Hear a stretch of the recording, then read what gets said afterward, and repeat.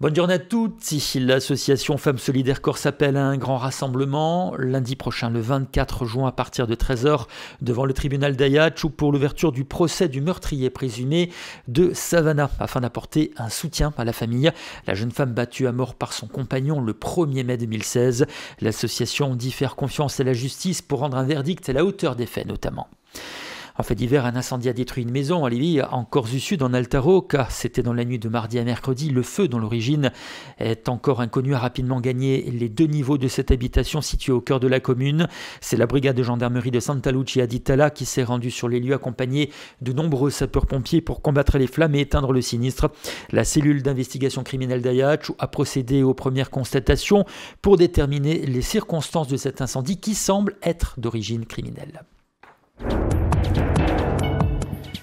Le service d'incendie et de secours de Corse du Sud réunissait ce mercredi son conseil d'administration en présence de la préfète de Corse. Le président du CIS a ainsi pu exposer son projet pour cet outil indispensable du territoire. Un projet d'autant plus important à l'aube de la saison d'été. Le directeur a dans ce contexte présenté les moyens terrestres, sapeurs-pompiers prévus, ainsi que la stratégie mise en place. L'idée est de mutualiser les compétences et d'y associer toutes les bonnes volontés, pompiers professionnels mais également volontaires, réserve opérationnelle de sécurité civile, prépositionnement des moyens. Le colonel Bruno Maestracci nous présente ce dispositif 2009, nous l'écoutons.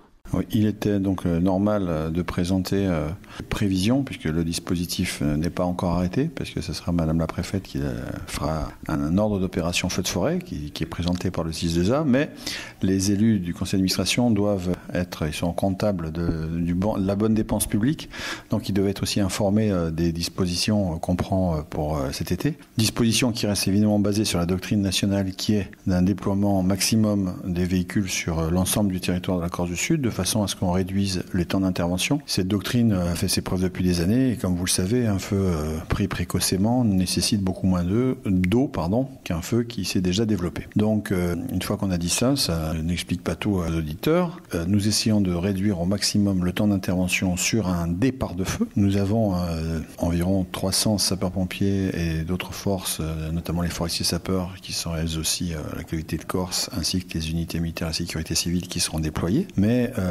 cela ne suffit pas, puisque c'est de l'attention de tous dont nous avons besoin. Attention de tous les instants, de ne pas laisser des choses, de ne pas faire des barbecues, de respecter la réglementation. Et ensuite, dès qu'il y a un départ de feu, de surtout prévenir le 18 et de donner un message en 5 points.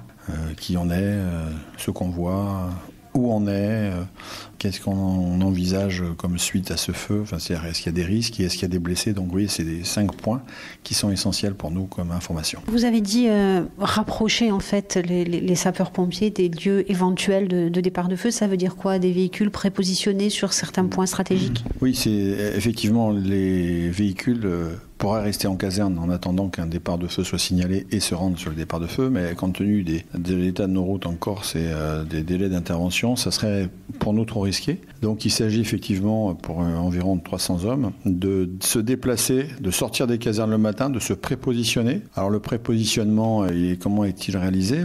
Il dépend de plusieurs facteurs. D'une part de l'histoire, puisque des vallées qui sont facilement... Si vous mettez un camion dans le fond d'une vallée ou si vous le mettez sur un col, sur un col il peut basculer sur une vallée ou sur l'autre. Au fond d'une vallée, s'il va basculer sur l'autre vallée, il va perdre le temps de monter le col et de redescendre de l'autre côté. Donc c'est d'abord des contraintes géographiques.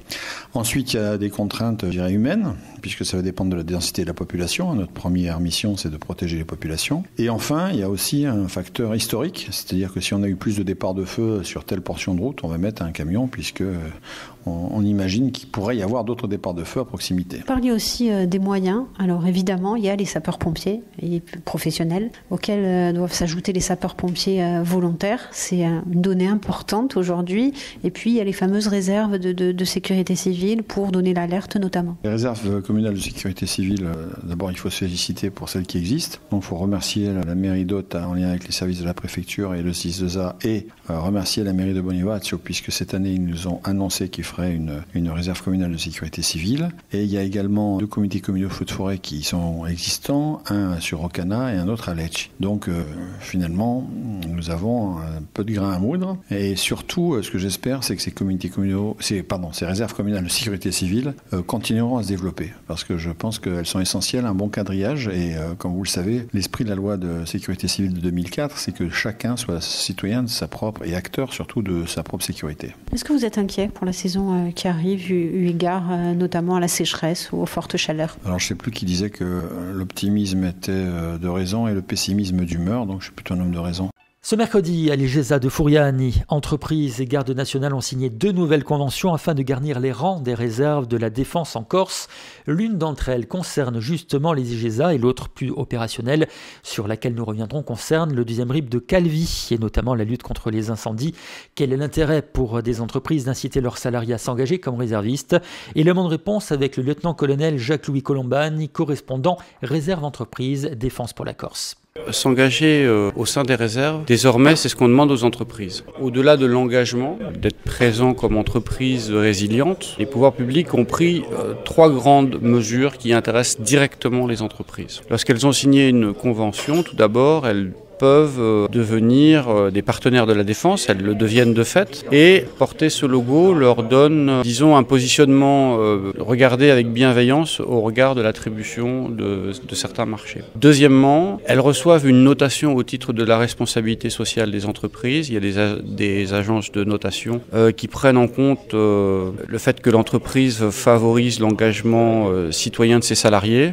Donc le partenariat avec la réserve compte au titre de la responsabilité sociale des entreprises. Et puis, troisième grande mesure qui a été prise pour aider l'engagement des réservistes, c'est le Code général des impôts qui permet finalement d'obtenir une réduction d'impôt au titre du mécénat lorsqu'on maintient le salaire quelques jours pour ses salariés. Voilà les 3 grandes mesures. Justement, est-ce que ça marche aujourd'hui? Est-ce que le nombre de réservistes en Corse commence à grandir? Alors, c'est un dispositif qui monte en puissance. Vous aviez couvert la première venue de la garde nationale à Aspreto il y a 3 ans. L'an dernier, nous avions fait la première rencontre entreprise défense du correspondant défense à la citadelle à Ajaccio. Et puis alors cette année à la Marane, j'allais dire le club des partenaires de la défense issus des entreprises s'élargit un petit peu. Vous aurez ici la présence de personnes des chambres consulaires, du MEDEF, outre de nombreux personnels qui ont vécu en communiquant au fil de ces 2 années qui sont passées, et on signe encore 2 nouvelles conventions aujourd'hui, donc c'est qu'il y a un certain dynamisme. Concrètement, pour un peu expliquer quel est l'engagement dans lequel va quelqu'un qui prend le parti d'être réserviste? Alors l'engagement, c'est celui d'avoir 2 vies, 2 métiers, véritablement.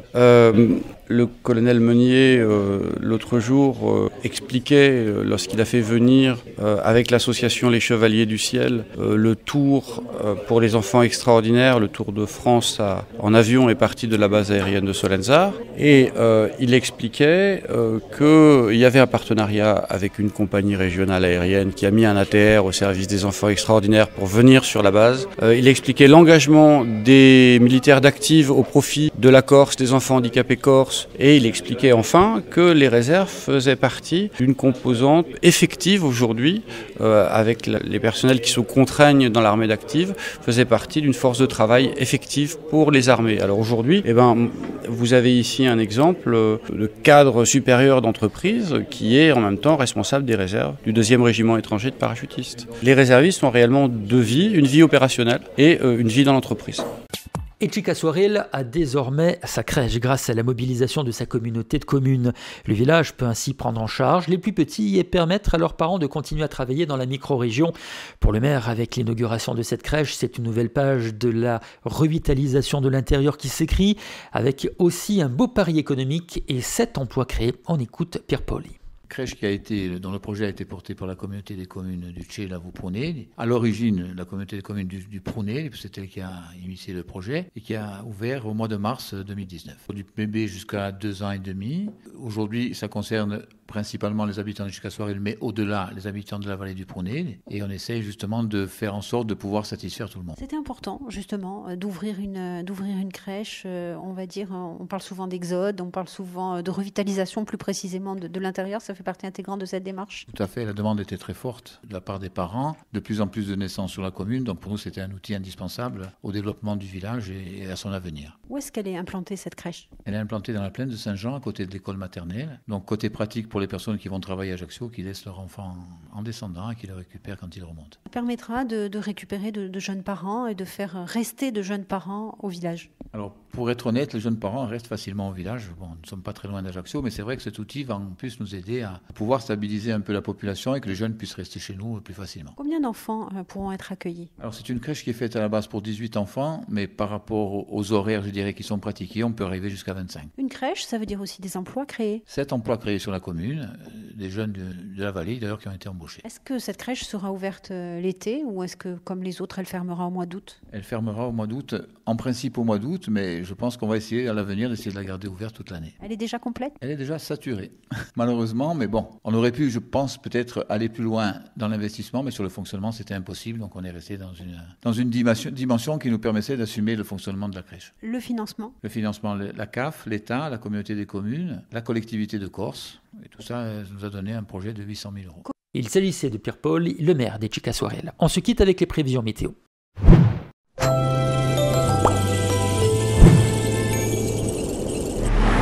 Nous sommes aujourd'hui le jeudi 20 juin 2019. Il fera beau aujourd'hui en Corse avec une journée ensoleillée tout au long de cette journée justement. Et même s'il y aura quelques nuages très discrets avec un petit vent faible localement modéré en journée.